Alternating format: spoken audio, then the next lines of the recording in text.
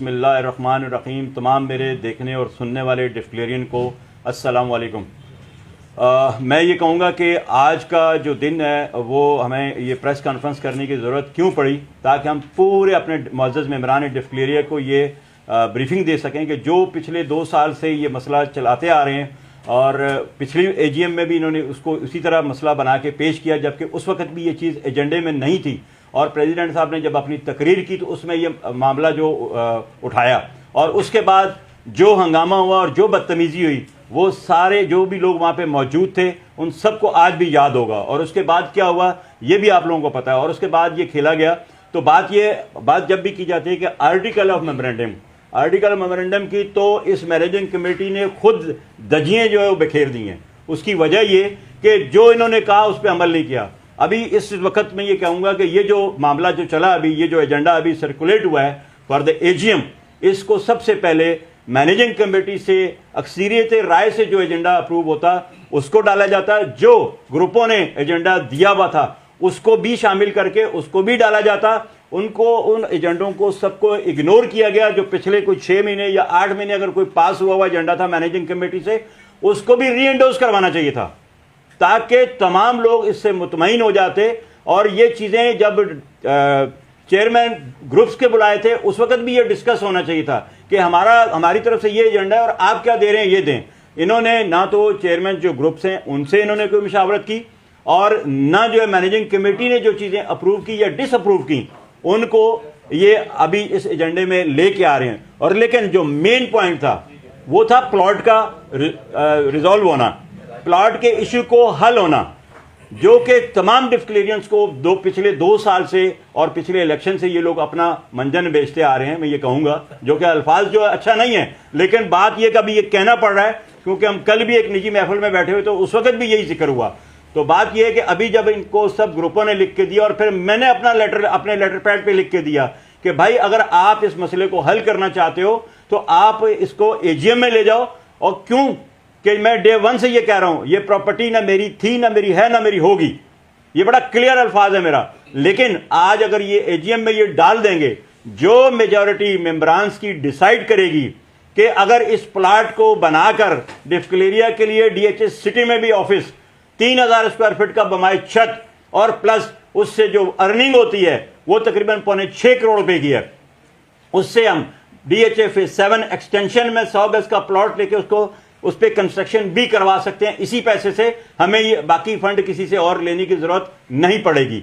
लेकिन क्यों कि ये सियासी मसला है, अगर ये प्लॉट बन जाता है और डिस्क्लेरिया को डीएचएस सिटी में भी प्लॉट मिल जाता है और डिफेंस में भी प्लॉट मिल जाता है और ऑफिस बन जाता है, तो मेरा ख्याल में कि ये उसको अपनी सियासी मौत समझते हैं। इनके दिलो दिमाग में एक खौफ है और उसका नतीजा ये है क्यों कि ये मैंने और मेरी मैनेजिंग कमेटी जो उस वक्त थी, ये उनका मुश्तरका एफर्ट था कि हमने क्रिकेट टूर्नामेंट्स कराए, हमने फंड रेजिंग की, तो हमने ये प्लॉट ले लिया। हमें ये कहा जाता है कि जी ये पैसे हमने 93 लाख रुपीस जो है वो ऑलरेडी 8वीं एजीएम में अप्रूव्ड हुए में, उसकी जो फाइनेंस रिपोर्ट है उसमें ये शामिल हैं। और मैं तमाम डिस्क्लेरियन को बताना चाहता हूं कि जो 9वीं एजीएम में जो रिपोर्ट नहीं पेश की गई उसमें मेरी इतला के मुताबिक प्रेसिडेंट ने और फाइनेंस सेक्रेटरी ने साइन कर दिए थे और जीएस ने उस पर उस वक्त अपने ग्रुप के प्रेशर पे आके साइन करने से मना किया था और जिसकी वजह से वो एजीएम में पेश नहीं की गई। तो ये बात भी एक मैं क्लियर कर देता हूं, नहीं है तो आप इन तीनों से, प्रेसिडेंट से, जनरल सेक्रेटरी से और फाइनेंस सेक्रेटरी से हलफ ले लें कि ये जो बात मैं कह रहा हूं ये सच है या गलत है। तो आप लोगों को अंदाजा हो जाएगा। ये आप तमाम डिस्क्लेरियन का हक है कि इसको आप अनुमान इस बात को तहकीक करें। उसके बाद मैं ये कहूंगा कि अब इस मामले को, जब ये बेहतरीन मौका था कि हम एजीएम में इसको रिजॉल्व कर सकते थे, तो इसको एजीएम के एजेंडे में ही नहीं डाला गया। तो भाई वो जो ग्रुपों की या मेरी या और दूसरे लोगों की जो थी आरा थी, राय थी कि भाई इसको डाल के इसको रिजॉल्व किया जाए, तो इससे आपको अंदाजा हो जाएगा कि ये इस प्लॉट के मामले को हल नहीं करना चाहते। इससे ये अपना कोई सियासी बेनिफिट लेना चाहते हैं जो कि ये नहीं ले सकेंगे इंशाअल्लाह, आप लोगों का अगर साथ रहा तो। और उसी की वजह से ये कर रहे हैं कि जी मेरी मेंबरशिप सस्पेंड। अभी मेरी मेंबरशिप तो आप सस्पेंड कर ही नहीं सकते। उसकी वजह यह कि रजिस्ट्रार ने जो आपको 3 लेटर लिखे हैं उसमें बड़ा उसने क्लियर आखिरी लाइन में लिखा हुआ है कि जो मेजॉरिटी ऑफ मैनेजिंग कमेटी है वो इसको अप्रूव करेगी और उसके बाद अगर नहीं है तो स्लैश एजीएम करेगी। ना तो ये मेजॉरिटी ने मैनेजिंग कमेटी ने किया है और आप इसको एजीएम में लेके ही नहीं जा रहे। तो लिहाजा इससे इसका ये खौफ है कि राजा मदर अगर इलेक्शन में आएगा, यूनिटी ग्रुप और टीआरजी ग्रुप क्योंकि अलायंस है, यूटीआई अलायंस अगर ग्रुप में आएगा तो हमें शायद कोई एक सीट ना मिल सके। लिहाजा ये खौफ इनके दिलो दिमाग में बैठा हुआ है, जो कि इनको ये सारी ऐसे हथकंडे के डिस्क्लेरिया को बहुत ज्यादा दूर ले गए। ये डिस्क्लेरिया का जो इमेज बिल्डिंग के लिए जो हमारे जीएस साहब स्पीच करते हैं हम इमेज बिल्डिंग के लिए, तो इनका दोहरा किरदार है, दोहरा मेयार है। इस पे बात बिल्कुल क्लियर अब मैं भाई कर रहा हूं कि इस पे इनकी जो है, इनका जो सामने है चेहरा वो कुछ और है, जो पीछे है वो कुछ और है, जिससे कि आप अंदाजा लगा सकते हैं कि जो इन्होंने अभी किया है। अभी बात यह है कि ये हम एक वेलफेयर एसोसिएशन है, इन्होंने एक जो ग्रेजुएशन की जो क्लास डाली है जिसको इन्होंने डाला है, आप मुझे ये बताएं किसी भी जगह में कोई भी वेलफेयर अगर एसोसिएशन हो उसमें इस किस्म की चीजें नहीं डाली जाती, ना अप्रूव की जाती हैं। लिहाजा क्या है कि ये इनको जो हमारे इतने मुखलिस लोग और मुखैर लोग हैं और जो कि इसमें पार्टिसिपेट करते हैं, तो क्या हम जब उनकी मेंबरशिप जब लेते हैं तो क्या हम उनकी डिग्री चेक करते हैं?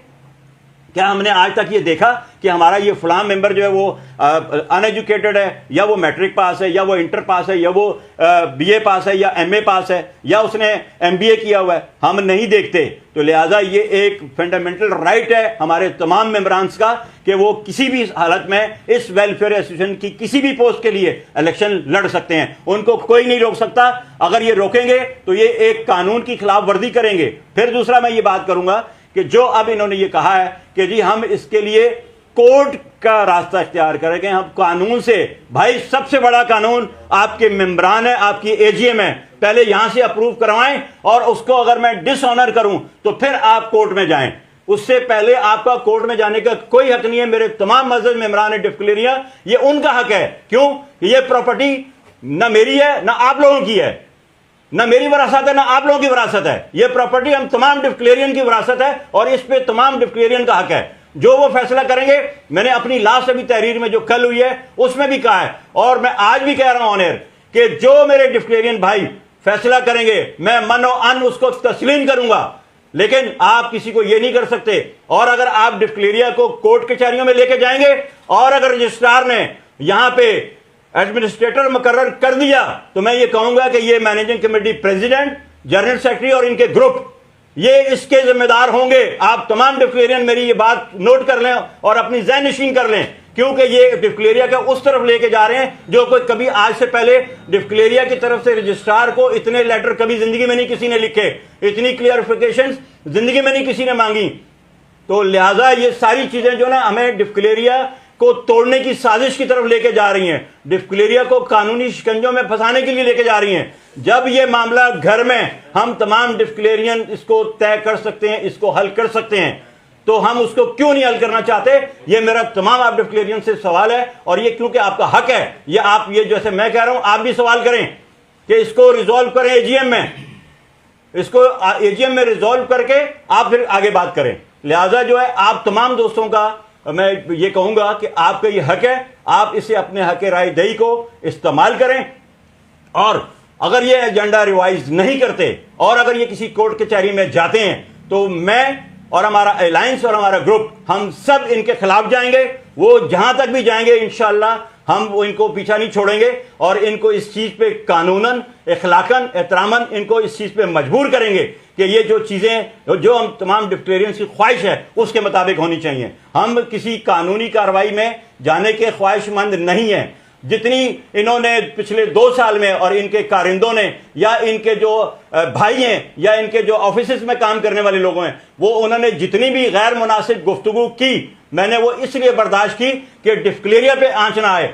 हमारे 17 लोग मैनेजिंग कमेटी में मौजूद, हम ये चाहते तो जिस दिन इन्होंने हमारी मैनेजिंग कमेटी के मेंबरान्स को डीएच अपने डिस्क्लेरिया ऑफिस से निकाल दिया था प्रेसिडेंट साहब ने, और वो 17 के 17 लोग वहां से वॉकआउट कर गए थे।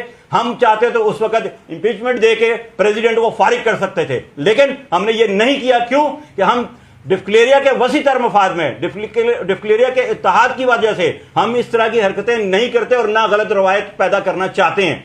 लेकिन अब मैं ये तमाम डिस्क्लेरियन को गवाह बना के कहता हूं कि आज के बाद अगर इन्होंने कोई भी ऐसी हरकत की तो आप तमाम लोग गवाह हैं कि इसके ये जिम्मेदार होंगे।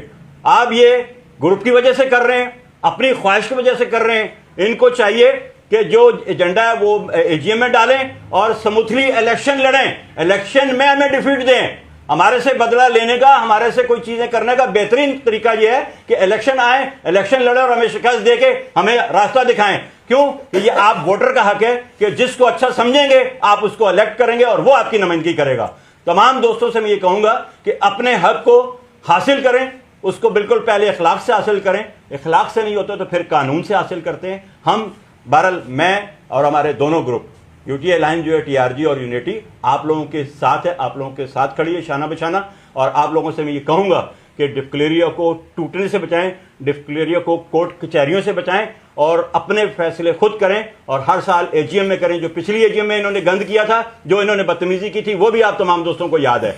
और इसमें भी अगर ये करें तो ये आपका हक है कि इस एजीएम को फिर इनके खिलाफ अपीचमेंट जो ना वो करें, इनके खिलाफ तहरीके अदम एतमाद पेश करके इनको फारिग करें, ताकि इनकी हिस्ट्री में यह भी इनको पता लगे कि इलेक्शन से चंद दिन पहले, चंद हफ्ते पहले इनको इस तरह आप लोगों ने फारिग किया है। और ये आप करेंगे तो डिक्लेरिया के इत्तेहाद की खातिर करेंगे, राजा मजर या यूटी या टीआरजी या यूनिटी के लिए नहीं करेंगे। आप अपने डिक्लेरिया को बचाने के लिए करेंगे। मेरी कोई बात अगर किसी भी दोस्त को बुरी लगी हो और मुझसे कोई अगर इस बात की कोई क्लैरिफिकेशन करना चाह रहा हो तो मैं सबसे पहले तो मेरी कोई बात अगर बुरी उसके लिए मैं माजरत हुआ। मेरे दोनों मोबाइल्स अवेलेबल हैं। जब किसी मेरे दोस्त को किसी भी बारे में इंक्वायरी करनी हो तो मैं हाजिर हूं, पहले भी और आज भी। लेकिन आखिर में ये बात करूंगा कि डिक्लेरिया का इत्तेहाद जो है वो हमेशा सुप्रीम होना चाहिए। डिक्लेरिया की जो एजीएम है वो हमेशा सुप्रीम होनी चाहिए। यही क्योंकि हमारी कानून साजी का एक जो वाहिद इदारा है वो जो है जनरल एनुअल बॉडी मीटिंग, इसको हमने मुकद्दम रखना है और आप तमाम दोस्तों ने साथ देना है। और जो डिक्लेरिया के हक में बेहतर है प्लीज आप वो फैसला करें। मैंने पहले भी कहा और अब भी अपनी बात को खत्म करते हुए कह रहा हूं कि आप तमाम डिक्लेरिया, मेरे मअज़्ज़ज़ मेंबरान, मेरे दोस्त, मेरे भाई, जो आपका फैसला होगा, आप कहोगे कि इस प्लाट पे कंस्ट्रक्शन करके डीएचएस सिटी में भी ऑफिस में होना चाहिए और यहां पर भी होना चाहिए और उसमें भी कंस्ट्रक्शन होनी चाहिए, आ जाएगा। और अगर आप चाहते हैं कि दो टोक फैसला होगा, या आप ये चाहते हैं कि इस प्लाट को फरोख्त करके 1,73,00,000 रुपए जो है वो डिक्लेरिया के अकाउंट में डाल दिए जाएं, और वो भी इंशाल्लाह जैसे ही आप फैसला करेंगे आपके उस फैसले पे मैं अमल दरामद करने का पाबंद हूं। आपका दोस्त, आपका भाई राजा मजहर।